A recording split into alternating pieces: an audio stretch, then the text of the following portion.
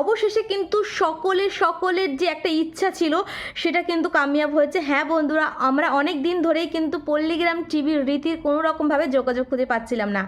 আজকের ভিডিওতে আমি তোমাদের সাথে শেয়ার করতে চলেছি রীতি কোথায় আছে, কি করছে, রীতির বর্তমান অবস্থা।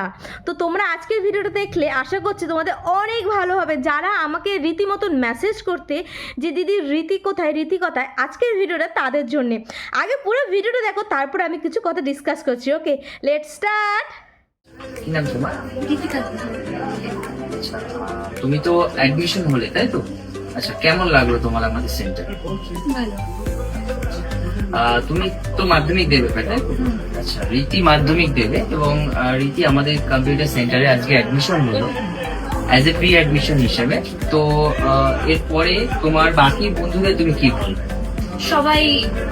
সবাইকে শিখতে হবে, তো সবাই যদি জয়েন করে তো যেন রবীন্দ্রনাথ জাতীয় যুব কম্পিউটার সেন্টারে জয়েন হয়। তো এখানে অনেক সুবিধা আছে, আর প্রি অ্যাডমিশনের সুবিধাটা অনেক ভালো ছিল, আমি এটা নিলাম, তো আমার খুব ভালো লাগলো। তো সবারই আশা করছি অনেক ভালো লাগলো, তো তোমরা এখানে জয়েন করলে করবে এখানে।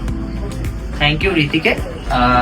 আর রীতির যেমন আমাদের এখানে প্রি অ্যাডমিশন হলো, আগামী দিনে তোমার হচ্ছে মাধ্যমিক পরীক্ষার পরে যারা কম্পিউটার শিখতে ইচ্ছুক আছো তারা অবশ্যই করে সঠিক কম্পিউটার শেখার জন্য আমাদের কম্পিউটার সেন্টারকে চুজ করো, এটা আমরা চাইবো।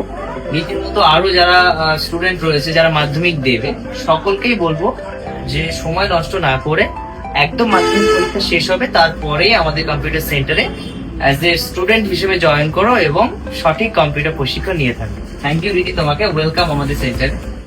তো বন্ধুরা, পুরো ভিডিওটা দেখেছো আমি আশা করছি। সো তোমরা ভিডিওটা দেখে রীতির কতটা চেঞ্জেস লাগছে বলো তো, আর অনেক দিন পরে রীতিকে দেখে তোমাদের কেমন লাগলো অবশ্যই কমেন্ট করো। আমারও সত্যি কথা বলতে রীতিকে দেখে ভীষণই ভালো লেগেছে। রীতি একটা বাচ্চা মেয়ে হিসেবে ও যেরকমভাবে ভিডিওস করতো আমার কিন্তু অসাধারণ লাগতো। আর রীতি মানে সাডেনলি চলে যাওয়াতে না সবাই যে শখ ছিল, যেহেতু পল্লীগ্রাম টিভির ভিডিওগুলো এত পপুলারিটি গেইন করছে, তো কমন ব্যাপার যে পল্লীগ্রাম টিভির সকল নায়িকা নায়ক বা নায়িকা আমরা মিস করি। এখন যেন সাপোজ যদি টনি হঠাৎ করেই ছেড়ে চলে যায়, তাহলে আমরা যেরকম ভাবনা চিন্তা পড়ে যাবো, ঠিক সেই রকমভাবেই কিন্তু রীতির জন্য আমরা ভাবনা চিন্তা পড়ে গেছিলাম।